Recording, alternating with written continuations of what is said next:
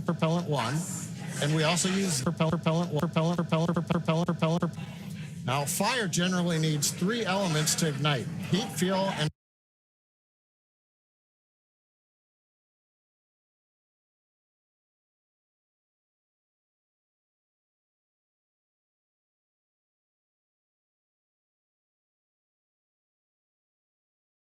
that's Falcon 9 computers going in startup. The autonomous first and second stage internal flight computers will take over the countdown. Inside of T-minus 2 seconds, we'll light the Merlin 1D engines for liftoff. And right now, though, coming up on T-minus 2 minutes, the Intuitive Machines payload continues to be healthy, and the Falcon 9 team is tracking no issues on the rocket.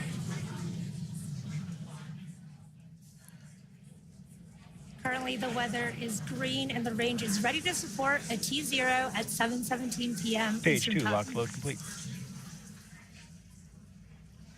Okay, we've heard the call out just inside T-minus 2 minutes. Locks load on second stage complete.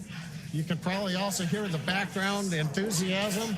Everybody is getting ready for a launch to the moon. Next major event coming up right now. Ground gas closeout. Ground gas closeout. That means that strong back alongside the Falcon 9. We're draining any propellant from the ground lines. We're venting gas overboard. That'll also create what's typically a large white plume that comes off of the strong back. The cold, gaseous oxygen we're venting off of the strong back mixes with that warm Florida air, and you get a large white cloud, and you can see it streaming away. Waiting for the call out for startup of the flight. Falcon 9 is in startup. You see and hear it. We're in startup. Everything looks good. We're going to get the LD go for launch.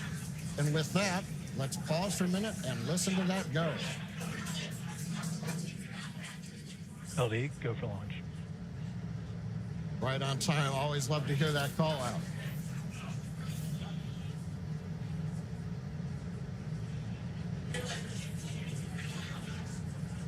T-minus 30 seconds and counting. All systems are go for launch of Falcon 9 with the Intuitive Machines lunar payload.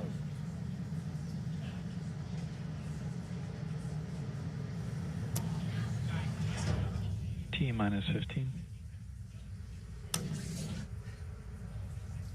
T-minus 10, 9, 8, 7, 6, 5, 4, 3, 2, 1.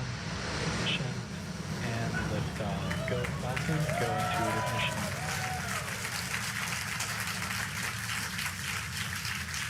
Beautiful, it's pitching downrange. And waiting for nominal.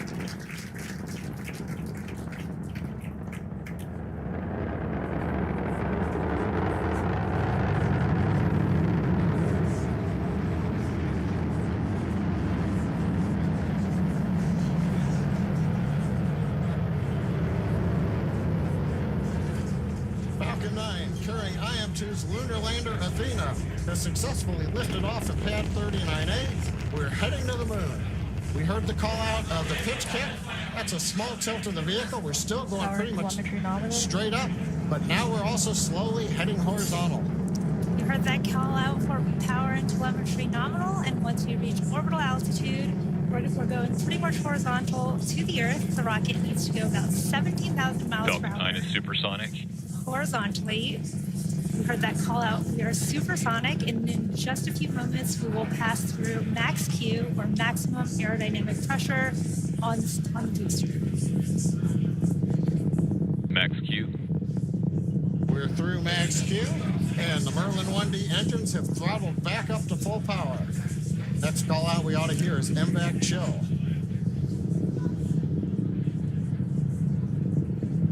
Falcon 9 data is continuing to look good as the first stage heads out over the Atlantic Ocean.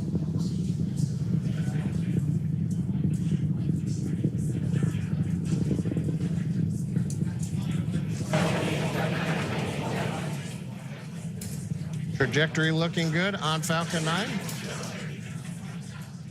Now we're going to have a few events coming up in quick succession. We're going to start with MECO, main engine cutoff. That's the point during the flight where we shut down the 9 Merlin 1D engines on the first stage. Then we'll go into stage separation, and then SES-1, which is the second stage engine start number 1. And shortly after MECO, stage 1 and 2 will separate from each other, with the first stage booster beginning its trip back down to Earth, while the second stage engine starts for the first time, known as SES-1, where the single Merlin vacuum engine on board the second stage will light up. This is happening in just a few seconds. MECO. Stage separation confirmed.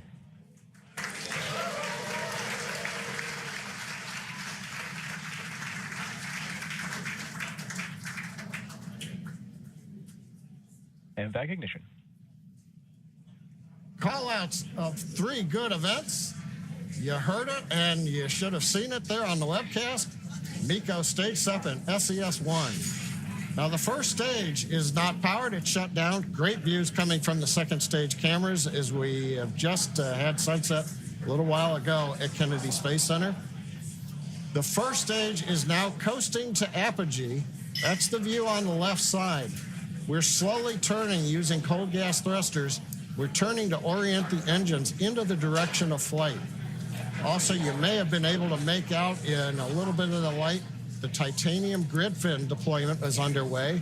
We're using pneumatic gas pressure. Confirmed. And here comes fairing separation. And a beautiful view. Looking at Athena and the rideshares on top of the second stage stack. So we had good fairing Vehicles are on a separation. nominal trajectory.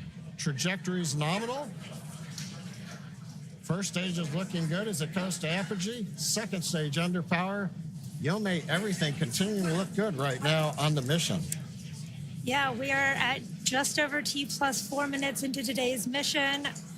IM-2 is SpaceX's 24th launch this year, and we are currently in the first of 2 planned MVAC burns.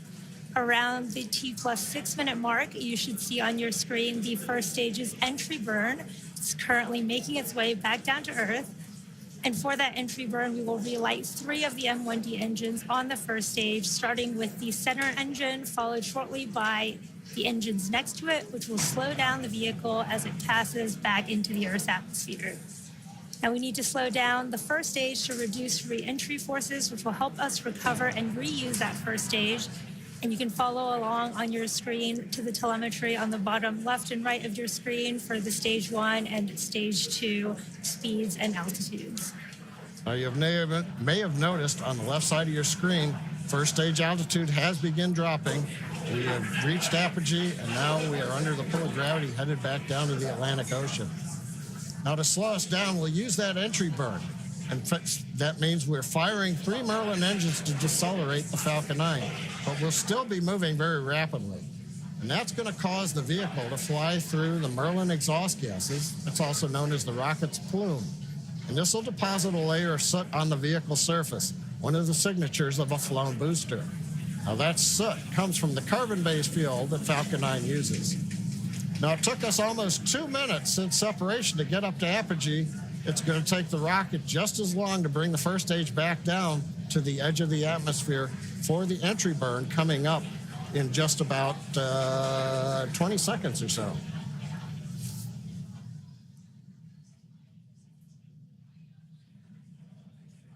Now, as a reminder, the first stage that's supporting today's mission is performing its entry burn for the 9th time. Falcon 9 is the world's first orbital reusable rocket. This is important because it's that reusability that allows SpaceX to refly the most expensive parts of the rocket, and that in turn drives down the cost of space access. Stage 1 entry burn startup. Stage 1 FTS is saved. There's that call out for entry burn startup, and this will be about a 30-second burn, slowing that first stage down as it re-enters the Earth's atmosphere.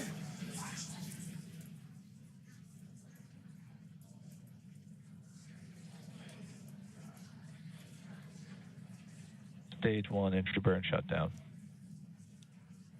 There you can see the end of that entry burn on the first stage. And on your right, you can see the second stage still in the first of 2 planned burns, carrying the Intuitive Machines-2 payload to the moon. Now, coming up next, we will shut down our MVAC engine on the second stage, followed quickly by the landing burn on our first stage.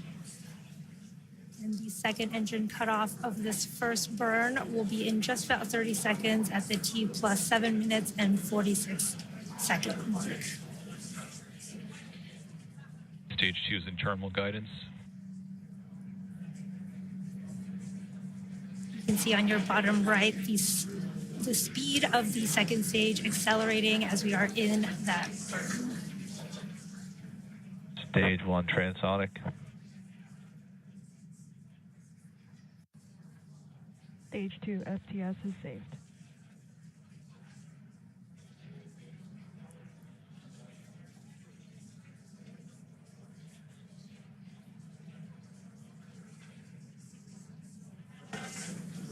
And back shutdown.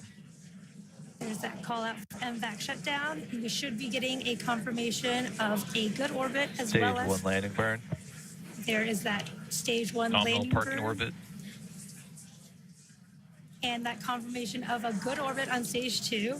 Let's watch stage 1 come back home. Landing leg deploy.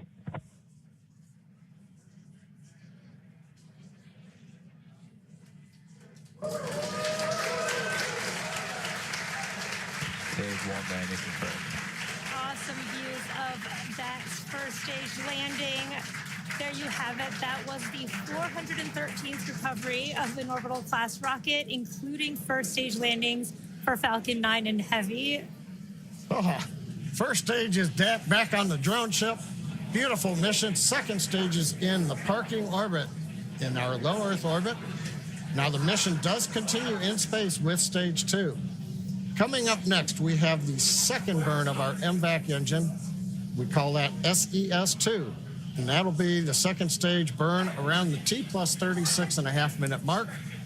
And we'll follow that with spacecraft separation. Until then, we're going to send you back to Tahira and Josh at Kennedy Space Center.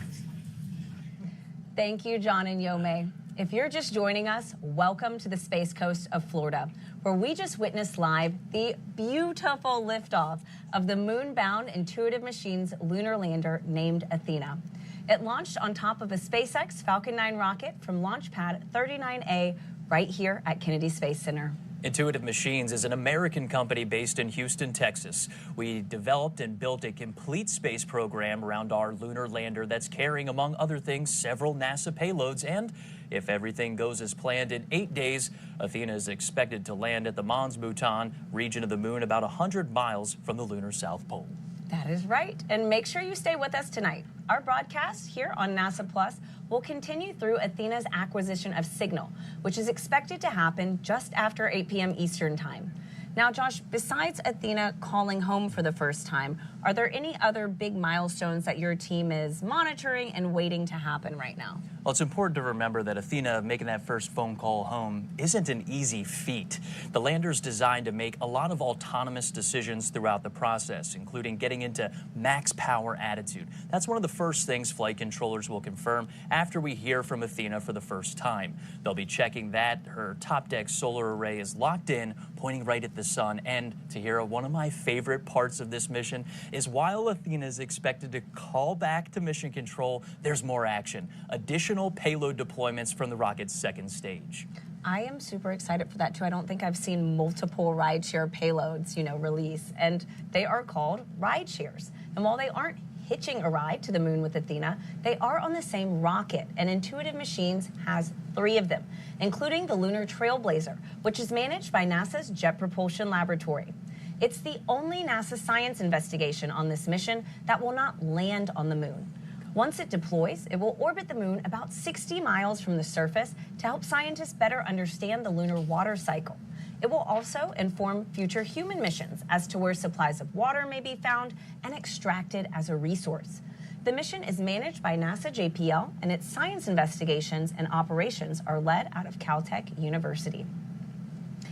And we're joined now by Dr. Rachel Klima, Lunar Trailblazer Deputy Principal Investigator, to talk in more detail about Lunar Trailblazer. Now, Rachel, first though, what a launch tonight. Oh my gosh.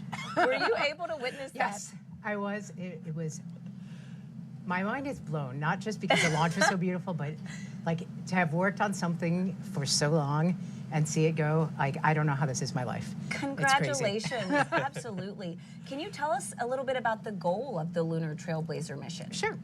So Lunar Trailblazer, we proposed it in 2018 to follow up on some of the observations that were made almost about a decade before that of water on the surface of the moon, across the entire surface of the moon. So we're going back to study the form, the abundance, the distribution of that water, and to understand whether the water actually migrates across the lunar surface so we can characterize this lunar water cycle. Tell us a little bit more about the science instruments on board that help you achieve that mission. Sure. So the way that we're doing that, we have two state-of-the-art instruments. We have one called the high-resolution volatiles mineral mapping, mineral moon mapper, excuse me. I'm a little excited. It's a proper government name. Yeah. HVM cube is what we call it by. And that studies the near-infrared reflected light from the sun. So the sun shines the light onto the lunar surface, and the light that's reflected back off basically carries with it like a spectral fingerprint of where water and minerals are on the lunar surface. So we'll be measuring those, and then riding along with that is the Lunar Thermal Mapper, which is out of Oxford University in the United Kingdom, and that was supported. So it's an international partnership with the UK. Cool. And they're measuring the temperature of the lunar surface at the same time that we're measuring the spectral signature and understanding where the water is. Now, Rachel, quickly, can you tell us what the work that Lunar Trailblazer is intending to do lay the groundwork for what we want to do with our Artemis? Well, so, we have these hints of water on the lunar surface in the permanently shadowed regions of the moon and also on the illuminated surface. But if we want to go there with Artemis, if we want to live off the land, if we want to use the water that's there, we need to understand where it is. We need to understand how much is there. And so Lunar Trailblazer, on a scale that people can actually operate on, will be able to map whether there's ice in the permanently shadowed regions and that kind of thing. So to help pick landing sites and see where we want to be. Wow, Yep. That is crazy. What an exciting future. Yep. Thank you so much for joining us, Thanks. Rachel. Thanks, Rachel. Okay. All right. Thanks very much. Now, Josh, I understand that there are a few other commercial rideshare payloads that, like Lunar Trailblazer, will deploy from the Falcon 9 rocket after Athena. Oh, that's right, Tahira, and you can see it at home in this animation. Athena separates, and then the 3 rideshare payloads deploy. This animation has a condensed timeline. We actually expect the payloads to separate about 5 minutes after Athena. Wow, I mean, even the animation, this is gorgeous. This is going to be such a spectacular view. So can you walk us through, what exactly is deploying here? Well, what you're watching are all of the rideshare deployments, including Astroforge, a space mining company, using this mission to scout its target asteroid that is out of this world, and deployment of Epic Aerospace's payload called Chimera. It's an orbital transfer vehicle intended to deploy multiple payloads after separation. And is there a special reason, that these ride shares joined Intuitive Machines' CLIPS lunar launches? That's a great point. And Intuitive Machines takes an Apollo-like trajectory to the moon. It's called a translunar orbit. It's like throwing a fastball right at the moon. It enables Athena to get there in about 8 days, but for ride shares, it's an opportunity to get into a high-energy orbit to get places like the moon or a deep space asteroid like Astroforge. It's also an opportunity to send our future lunar data relay satellites on the same launches as our lander missions, starting with IM-3, which is, of course, also carrying our CLIPS payloads from NASA. That's right. And IM-3 will be Intuitive Machines' 3rd lunar delivery mission as part of CLIPS, an initiative where NASA and American companies have teamed up to explore the moon. Now, a lot of research needs to happen before humanity can live and work on the lunar surface. And these CLIPS missions are like our stepping stones towards creating that sustainable future. In the end, the rewards outweigh the risks. Landing on the moon is hard. We're going back. Under this Artemis program, we're going to be sending humans to the moon for the first time since Apollo. So ahead of humans, we want to get up as much science exploration and technology experiments as possible. So CLIPS starts facilitating a lot of the early science, the things we want to learn before we even send humans. CLIPS stands for Commercial Lunar Payload Services, CLPS. The services part is the key element. Ordinarily, when NASA delivers a payload to the surface of the moon, they do it with a commercial partner, but NASA controls the building of the vehicle.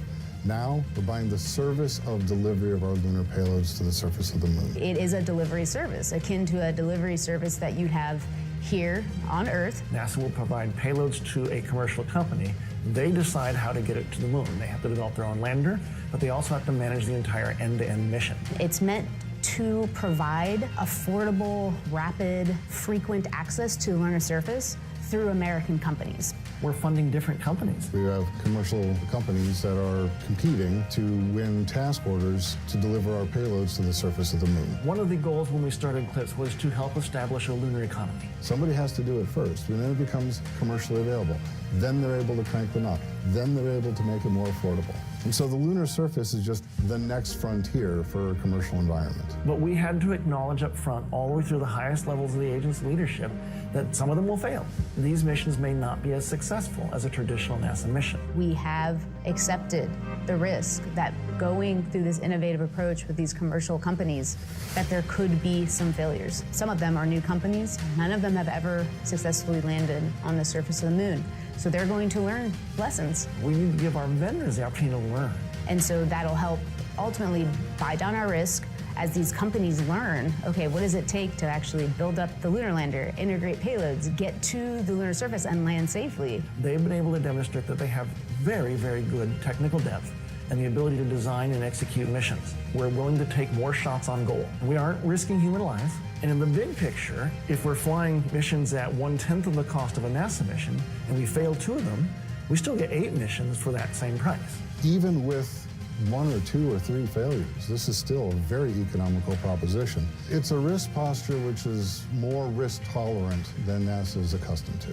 There's not a single one of these companies that's willing to bet their mission on a coin toss. Every one of them is doing what they can in order to have the most successful mission possible. But the important thing to realize is that risk tolerant does not mean risky. And the rewards are a long-term ability to get payloads to the moon inexpensively, frequently, and rapidly. We want science, so we can then put more of our resources on even more science, exploration, and technology payloads and get more of a return on investment when we get to the moon. CLIPS provides tremendous benefit across the scientific and economic communities. So there's a lot we'd like to learn about the moon to help human habitation and prepare us for missions to Mars and beyond. So the moon is the first step.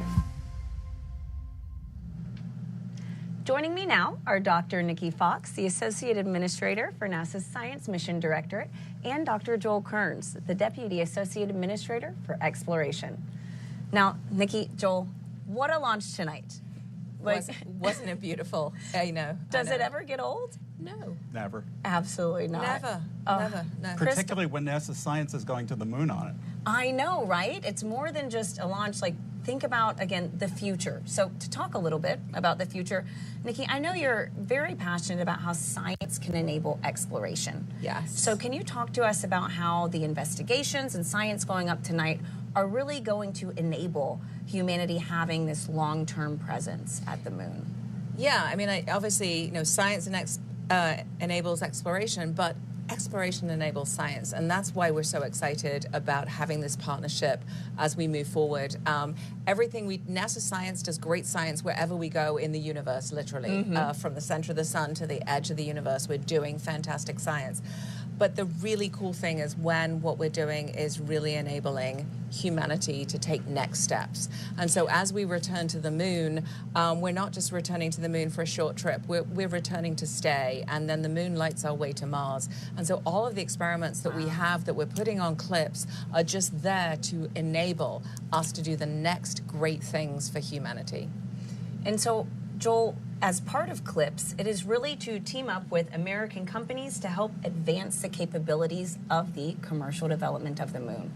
Can you explain how this CLIPS initiative and these flights are really advancing what we want to do with Artemis? Well, every one of these CLIPS flights, like the IM-2 mission, is advancing both science and technology that we will need to move humans out further into the solar system, but also answer really long-term scientific questions we've had for decades since Apollo. And we're doing this a very different way than we did Apollo. Yeah. In Apollo, it was a national effort that was really done by NASA with a major industry at the time. Here we're partnering with our international partners, but also, as you said, with commercial firms in the U.S.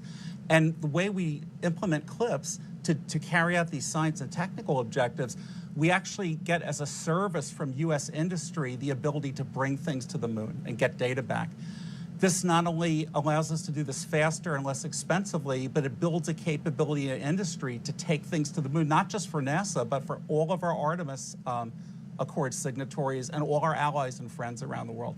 It starts with robotic landers, it goes to orbiters, and it goes to other small spacecraft. And you know that we are doing public-private partnerships now, even for the big human landers and the spacesuits. It's really the wave of the future for the moon and eventually Mars. Absolutely. Now, very quickly, this is a hard question, but what are you both looking forward to most in this new era of lunar exploration?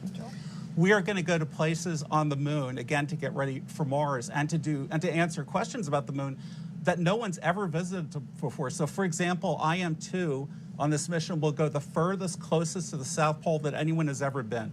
And we know we want to send our Artemis astronauts to the South Pole. So just by going there, we're going to get the first information of what is the South Pole really like as we answer those scientific questions. And Nikki? All of our NASA science missions are super interconnected. So the exciting thing for me tonight is not only Intuitive Machines going to land, but Lunar Trailblazer, coordinated science, both of them looking for volatiles, really fantastic. NASA science doing amazing things all through our universe from the just everywhere we go, incredible, incredible science. So just really excited to continue to inspire the world and lead the nation in science exploration. Absolutely. Thank you both so much for joining us. Thank you. As part of CLIPS, Intuitive Machines is continuing to add commercial lunar services. It enables delivery, data transmission, and infrastructure to support the Artemis campaign and the commercial development of the moon. 2024 redefined Intuitive Machines, becoming the first commercial company to land and operate on the surface of the moon. Houston, Odysseus has found his new home. And rapidly advancing services for lunar data transmission and infrastructure. When we jumped off on this CLIPS initiative and pivoted the company towards the moon, it pushed the boundaries of what could be possible. And so we thought unconventionally. Last fall, we continued development of our lunar terrain vehicle, the Moon Racer, wrapped up 2024 with NASA astronaut testing at Johnson Space Center, along with a meteor crater trial run in Winslow, Arizona. To support delivering Moon Racer and other heavy cargo, the company completed several milestones in developing its heavy cargo lunar lander, Nova D. So what we're able to do with heavier cargo is provide a logistics supply chain to the moon. And while 2025 starts with another lunar liftoff, development of the first lunar data relay constellation capable of 4K video transmission is underway to support Artemis missions to the moon. Starting with our third and fourth CLIPS deliveries, we plan on deploying data relay satellites and begin operational capability for Artemis and allow for more robust communication from the surface. Each mission is building the foundation for a sustainable presence on the moon and a foothold toward the next step into the solar system. We're now going to step aside while we await our next big milestones, the second burn of the second stage of the Falcon 9 rocket, and then separation of Intuitive Machines' lunar lander. We're expecting that to happen about 8 minutes from now, so we'll see you then.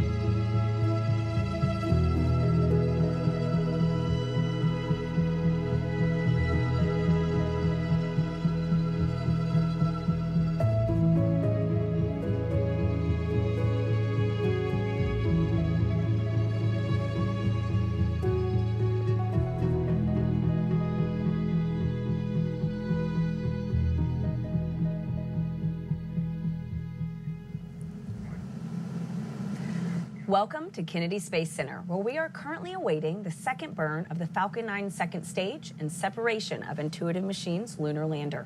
This comes after a successful liftoff of the Falcon 9 rocket with the Intuitive Machines lunar lander named Athena at 7:16 and 30 seconds Eastern Time tonight. And in approximately 8 days, Intuitive Machines expects Athena to deliver her cargo to the Mons Mouton region of the moon, the southernmost lunar landing attempt in American history. But first to hear, the lander has to separate from the launch vehicle's second stage.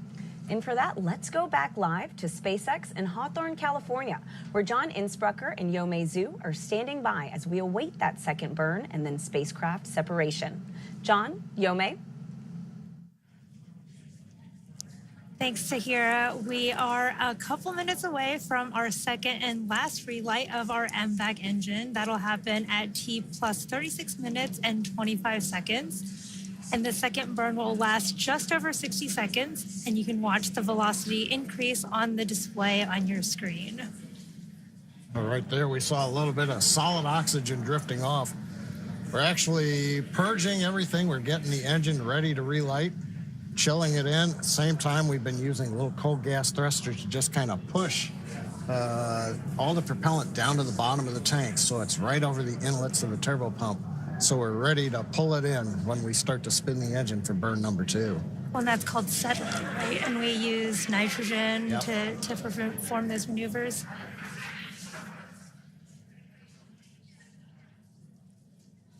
And we can't see those thrusters that John mentioned. They're on the right on the main second stage, and we just have the MVAC engine view here. But you can see that engine chill process happening.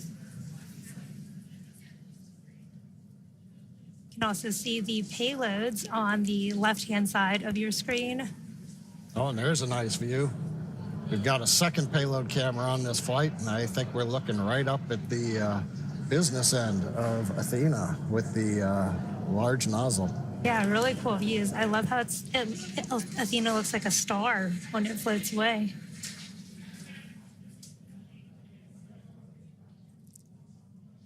Again, we are coming up on that second engine startup 2 in just a few seconds here. Again, this will be about a 60-second burn.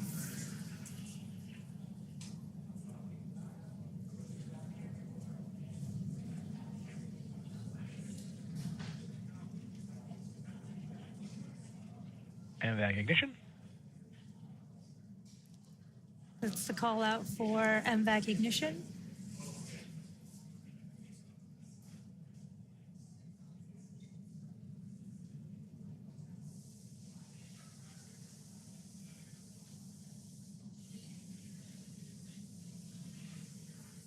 It's always cool to see that MVAC nozzle start glowing in the middle of the burn.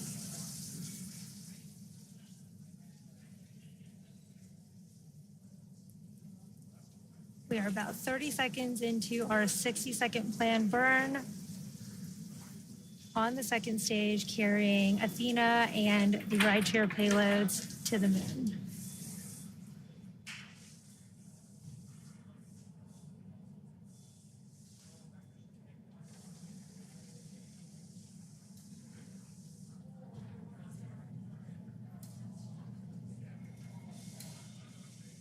MVAC shutdown. There is that call out for MVAC shutdown. We've completed that second burn of the second stage. Just waiting on confirmation of Nominal orbit insertion. There is that confirmation for a good orbit, and it looks like we are on track for spacecraft separation in just a few minutes. It's been a great launch so far. Coming up 38 minutes since we had the liftoff. And now we're waiting for that IM-2 lander to separate from Falcon 9's second stage. A little bit of a recap while we're waiting for that. That comes in a little under 6 minutes from now. We had an on-time liftoff shortly before 7:16 p.m. Eastern Standard Time from Launch Complex 39A at Kennedy Space Center. Everything has proceeded nominally. 2.5 minutes into flight, we got stage separation. We also saw the successful landing of Falcon 9's first stage on our drone ship, a short fall of gravitas, and that made the 9th landing for this first stage. Now, about T plus 7 minutes, 46 seconds, we had a successful second stage engine cutoff, SECO 1, and we heard the call out of a good parking orbit insertion. Now, that was the first of 2 burns of the second stage engine, and we just saw the second burn of that engine complete, and we also are in a good transfer orbit right now. Pay attention on the bottom right to the altimeter. We didn't change altitude very much during the 1-minute burn, but you can see we're starting to move away from Earth now. Now, the vehicle is coasting at this point in time. Payloads are still attached as we're counting down towards the separation of the Athena lander. Now, currently, the second stage is in a coast phase, as I mentioned. We are essentially making sure everything is quiescent on the stage. We're venting down pressures. We're making sure that overboard vents are done so that nothing, for example, burps during flight.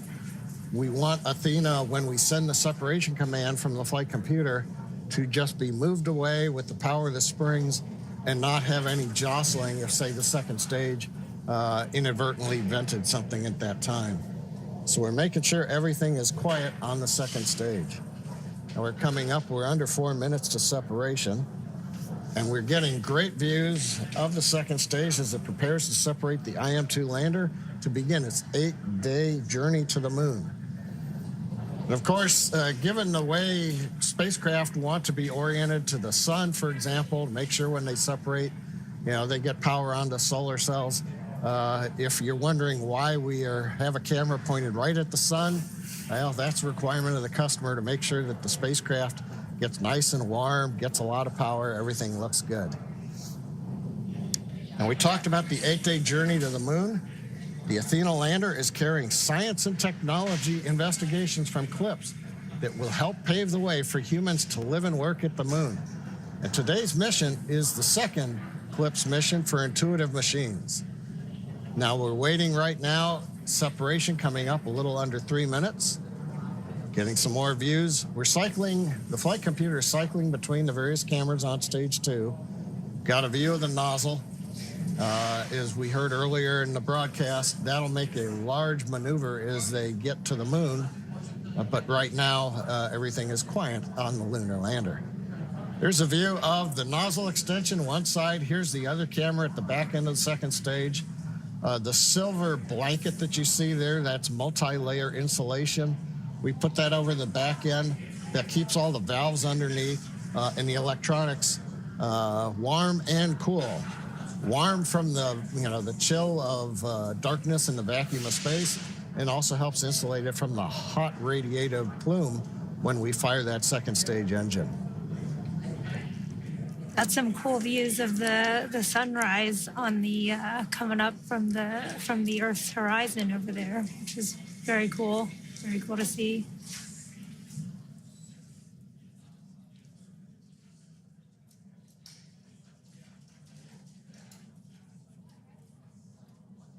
"42 minutes, everything continues to be nominal on the second stage.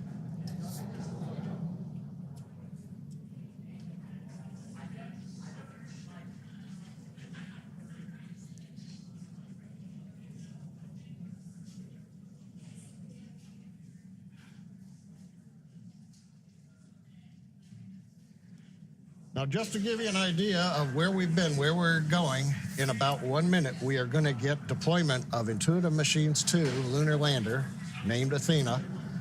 We had the launch. We got into orbit with the first burn of the engine you see there on the screen. We just finished the second burn about 5 minutes ago, and we are in a coast phase on stage 2, making sure everything on the stage is quiet, do final vents, and then make sure that the stage is very stable, it's not moving around, and then we'll see deployment. It'll be interesting. I'm not sure which camera views we're going to get at deployment. Now, once we do the deployment, we then start another sequence that takes about 3 minutes and 50 seconds, and then we will get to the rideshare deployments. We'll have one, and then every 20 seconds, and then 20 seconds after that. Right now, we're just counting down, waiting for deployment. So let's listen into the countdown net.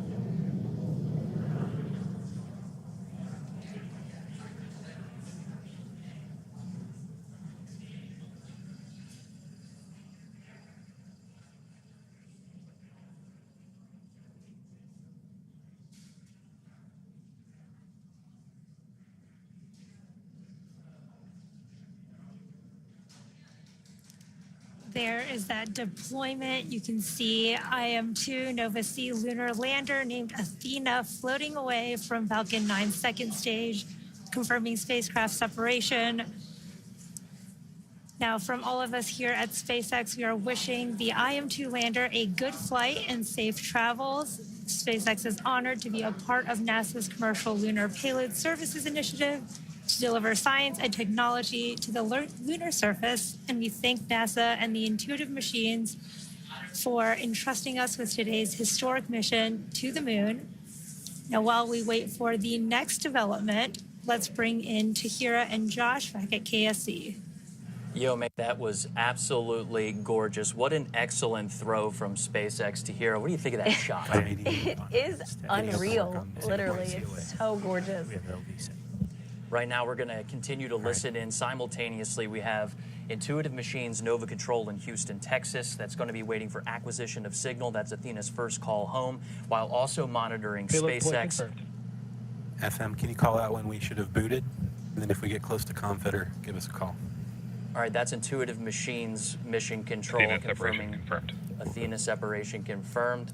And Tahira, while we stand by and keep running this clock for about 5 minutes after launch vehicle separation, that's when we expect Athena to make that first call home. At the same time, John, I, and Yomei in Hawthorne, California will be calling out those rideshare deployments. And Com and Raven, let's The views tell on screen. Scuba to stand by, and let's focus on Singapore and T-Knot. Yep, on screen you're looking at Intuitive Machines Nova Control on the left, and you're looking at the second stage views on the right with SpaceX, Tahira. Just gorgeous views. Look at that Earth. That's us.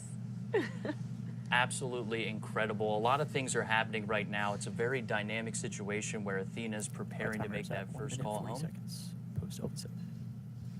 We're counting out the time that since Athena has separated, and that's because at launch vehicle separation, Athena starts a countdown to when she can power says on. 1 minute 47 is the earliest time for transmit. We are at 1 minute 55. All right. Copy. 1 minute 55. Tahira, let's go ahead and pause and listen into the loops here as we listen to Intuitive Machines Granted, Mission keep Control. active comm. Give us anything you got from the ground station. As well as SpaceX and Hawthorne waiting for those rideshare deployments. Let's just listen in here. AD permission back to T-Knot for a second. Here we go.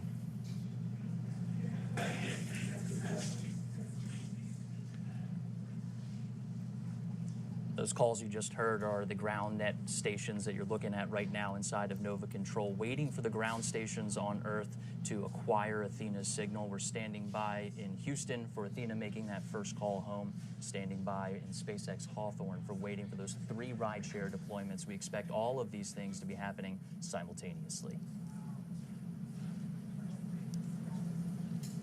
And Josh, right now from Hawthorne, we should be about 30 seconds away from starting that sequence of rideshare deploy. First up should be Astroforge's Odin. 20 seconds after that, Lunar Trailblazer. And then 20 seconds after that, Epic's Chimera.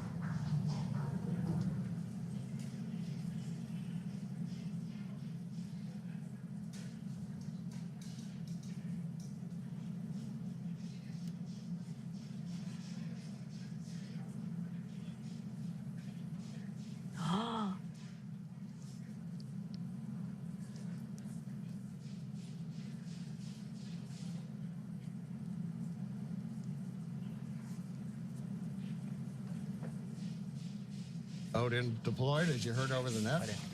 Status, Odin's away. Lunar Trailblazer, separation confirmed. Lunar Trailblazer away.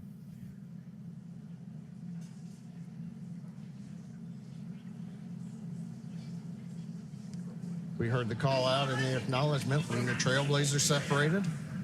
Wait about another 10 seconds, and it'll be Chimera. Yeah, Com, we will have an OEM for them. Priority right now is confirmed. Singapore. Chimera away. Understood. All spacecraft are separated. 4 minutes 15 seconds past that. All right. Now Josh Tahira. Falcon 9 second stage has sent its commands. Everything successfully deployed. Now we're waiting a word from you all on acquisition of signal from Athena. Thanks a lot, John. We're still listening in to Intuitive Machines' And Nova White Control. Indiana, I am status waiting for 1909 for our window to open for visibility on the first station. That's flight controllers waiting for that window to start listening in for Athena to make that call home. We're just about inside of that expected window for her to make that first call to you.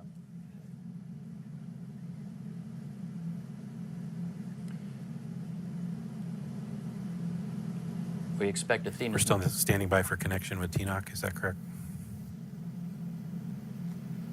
That's good readback. I'm getting. Should I enable randomization? Yeah, we're getting some information. We're waiting for visibility at our first ground station to hear. Those are the large radio astronomy dishes on Earth that are needed to make that connection to Athena out in space. What she's doing right now is autonomously commissioning. That's a process where she's turning on her power systems, getting into max power attitude. That's pointing that top deck solar array right at the sun, making sure we're getting good power coming through. Again, I'm just getting a little bit of information here that the visibility of the first station, that first ground station, to make that connection with Athena, 1909. So probably here just in the next couple of minutes, Mission Control is just going to be standing by for that opportunity. Until that window comes, 6 minutes post-up. we're not going to hear that confirmation until that ground station's ready to receive that signal. Now, Josh, Copy that. what And happened? we're expecting 1909 for the visibility. That's correct. That's 1909. They're talking in Central Time, so that's 8:07 here on the East Coast. So here, just a couple minutes away, flight controllers are watching their screens, waiting to make that first connection with Athena while she's been autonomously commissioning herself in space. That process of getting to max power attitude, getting her radio pairs on, and making that first call home, all while moving just about 24,000 miles per hour. She's doing a lot. That's right. Now, Josh, what happens if Athena exceeds that time window? Well, if Athena exceeds that time window, it's okay. She's also programmed to swap radios and antenna pairs to get in a better configuration to make first contact with flight controllers that your folks at home are watching on the left side of your screen. That's Nova Control in Houston, Texas.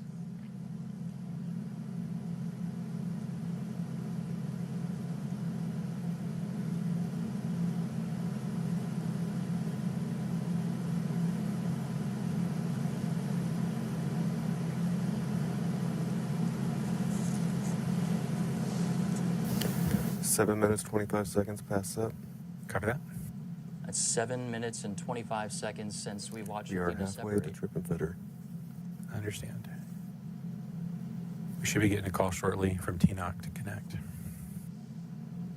All right, that's a good call from our activity deck director. That's John Graves, waiting for our ground station to connect to Athena as we continue to watch video from the second stage. That's SpaceX on the right and Intuitive Machines on the left.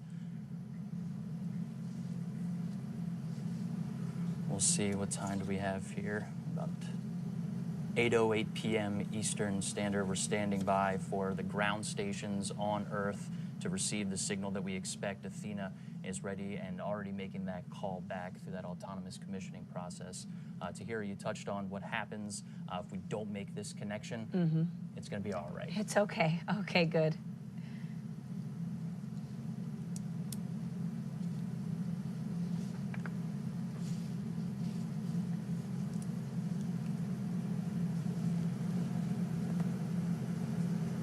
Now, we heard a call from Mission Control talking about a comm fitter being halfway through its cycle. What they're talking about there, Tahira, when we say it'll be okay, it's starting. Back to me, Goose. Ground out. What are we seeing?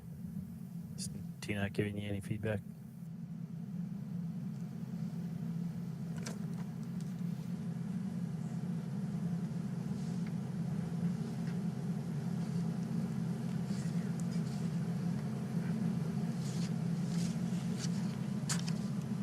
Come while they're working that. When is visibility open for Okinawa? 1:29. All right, so we're listening in to when those ground stations will have coverage to connect with Athena in space. What about DSS 34? Let's go ahead and toss it back to John and Yome in Hawthorne, 1:15. California. In 5 minutes.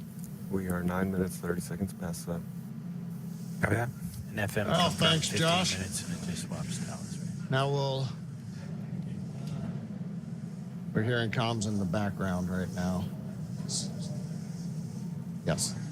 Now, for those of you following along, you'll know that this mission marks our 24th launch of the year. And we're gearing up for the Sphere X and Punch mission, launching from Vandenberg Space Force Base very soon.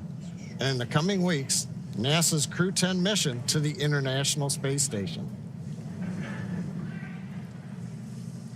You can always follow along at SpaceX.com launches for up-to-date missions and schedules. And before we sign off here at SpaceX, let's go back to Tahira and Josh at Kennedy. Thanks a lot, John and Yome. Super Dave. So if you think we can do that and get at least a Farm B up there, that would be great. All right, Tahir, we have exceeded our nominal acquisition of signal timing estimate, and flight controllers are starting that new set of procedures that will continue over the next several minutes. They're working to confirm our communications configuration is correct, that the flown trajectory we receive from SpaceX matches those expectations, and that our ground station dish is using the right trajectory. That's been a lot of the timing and things that we've heard in chatter right there in mission control. All right, and we are watching flight controllers in Nova Control right now, working to confirm where Nova sees separated from the launch vehicle, and then matching that data to the ground station's dish that's currently working to acquire the lander's signal. The team's expected to continue this process for several minutes until Athena's autonomous procedures start a new process. We've heard them call out a couple times of how much time is left until ComFitter, and that is part of that new process to communicate back to Earth. This includes cycling Athena's power systems, switching radios, and swapping antennas to sets that had not been used yet. All at the same time, we're working with SpaceX to confirm a good launch vehicle separation. That means a good translunar orbit. We mentioned that at the top of the show. Take us to configure the DSN data connection? Go ahead and turn it on. It should be on now. Okay, ground net. And that's our ground net trying to work the ground stations that are on Earth to make that connection with Athena.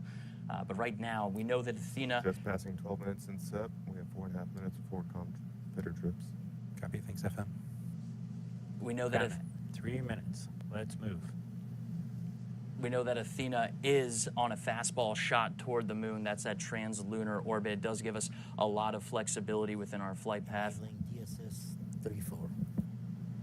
And there's some more calls working with those ground stations, enabling the ground stations to make the calls and make that connection with Athena. Status is start bend. All right. We're going to continue to monitor progress inside of Nova Control. I have command active for DSS 34. All right. Telemetry.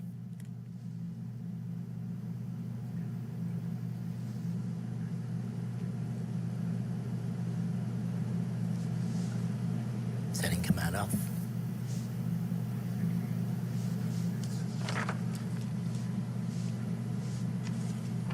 All right, so as we continue to monitor progress inside of Nova Control, we're going to pause to continue listening into what folks are saying inside of Mission Control. But let's just recap what happened leading up to and after liftoff from Launch Complex 39A at NASA's Kennedy Space Center. We saw liftoff to here just around 7:17 p.m. Eastern Standard Time. Then we saw a really good shot there. Beautiful. Yeah. DSS 34B. I believe DSS 34B is another ground station within the Deep Space Network, possibly. Telemetry active. All right, are we getting updates? I don't see packets yet. All right, that's a key word there. We're waiting for packets. That means that we're receiving data packets down from Athena. Just about 8.5 minutes after launch, we did see that great booster 14 minutes past that. on a drone ship. And then a second stage startup just about 36.5 minutes after launch. We saw Athena at launch vehicle separation. All right, ground net, what do we need to do to get telemetry packets? I'm not sure. We should be seeing them now. All right, we're standing by for data packets.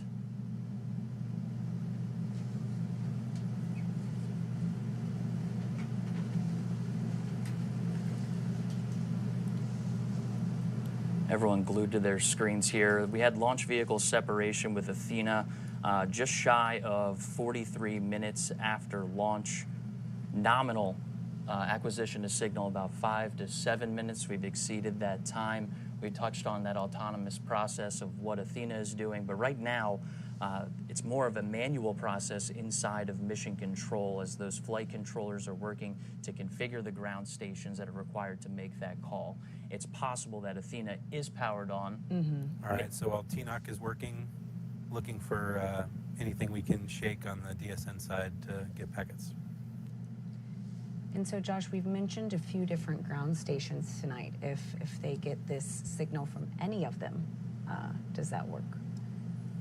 Yeah, it sounds like they're switching over ground stations as we're listening in. I'm not familiar with which one and where they're working those, but they're working to get that signal from Athena, and that's coming from our ground net. And you can see folks working inside of mission control, trying to solve this problem inside of our circular design control room, allowing folks to kind of wheel around and get the information that they need.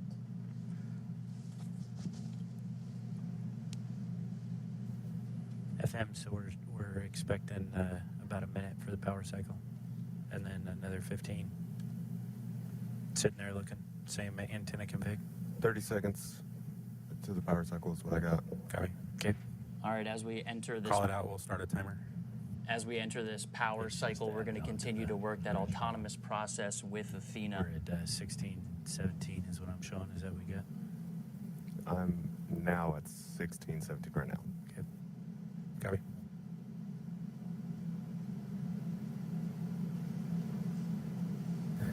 Granite, give us calls on the main loop. You are the most important person in the room. Everything you're doing is critical. Call it on the loop, everything you see. All right, as we hit this repowering process, it's going to start several long terms where background net, everything goes on the main loop. It'll give Athena some time to configure her systems if that's what's required, but it's also going to be some time gaps. Do we have control in the room? It's also going to be some time gaps in between when we can configure these ground stations. Raven. Yep. It's going to start opening up longer periods of when we're waiting for autonomous processes as well as data control to make sure they're seeing packets flow to us. They have carrier lock, sub-carrier lock, symbol lock, but no telemetry. But they have no telemetry. Copy. All right, that's a good sign. We're hearing carrier lock. That's one of the steps that we heard on our first That's lunar different. mission.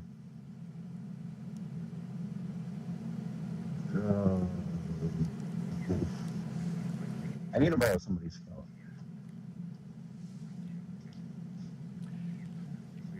Showing packets. All right, I we're have showing packets. packets. All right. Oh my goodness. Everybody wake up. Got to keep you on your toes, all right? We're going to start Athena here, and that is a great call. That is an active situation where we're switching ground stations in order to make contact with Athena. Kept us on our toes. I feel a little flushed in the face, but getting those data packets and getting that confirmation from Mission Control. Best news I heard all night. I didn't think anything was going to top watching that launch Tahira. So, Josh, can we breathe easy now? Orange Groundnut, can I? We can. It sounds like we have our packets and we're working those challenges, but the important thing is we'll be providing those updates on our page as well as on our X account as they continue to work this challenge. But what an action-packed moment. 3 rideshare deployments. Take a look at what you got. And Athena's first call home to let us know she's ready for her lunar journey. And we continue to know that this is a journey filled with challenges. And successfully acquiring Athena's signal and getting those packets and maybe having some more challenges, we know that those are the steps toward getting the ultimate milestone, landing and operating on the lunar surface, Tahira. I mean, again, like you said, what an action-packed moment. So glad to get that call out. Now, Josh, can you tell us what is next for Athena? You know, can you give us any details on lunar landing? Well, with today's launch, we expect Athena to land about 8 days from now on March 6th. After vehicle checkouts tonight, we hope to send Athena's selfies with Earth in the background and capture new images along her journey. Over the first 5 days en route to the moon, she'll perform multiple small engine firings to hone in her trajectory toward the moon before committing to lunar orbit insertion. That's about an 11-minute burn to slow the lander down to get captured into lunar orbit. We expect to send another batch of lunar selfies back to Earth during Athena's few days. That's right. And finally, on March 6th, somewhere around lunchtime Eastern, we expect Athena to make a landing attempt and, if all goes to plan, spend about 10 days conducting lunar surface operations. Well, best of luck, Josh. That's going to wrap up NASA, Intuitive Machines, and SpaceX coverage of the launch of Intuitive Machines' moonlander Athena on a SpaceX Falcon 9 rocket from Pad 39A here at Kennedy Space Center. And again, if all goes well, Athena is expected to land on the moon 8 days from now on March 6th. And we will bring you that coverage live right here on NASA Plus. Until then, you can find out more information about this mission and other NASA CLIPS launches by scanning the QR code on your screen or by visiting nasa.gov/CLIPS. Now, we will leave you with a replay of tonight's launch. From everyone here at NASA, Josh Marshall and Intuitive Machines and SpaceX, I'm Tahira Allen. Have a great night. T-minus 15. T-minus 10, 9, 8, 7, 6, 5, 4, 3, 2, 1. Ignition and liftoff. Go Falcon, go Intuitive Machines.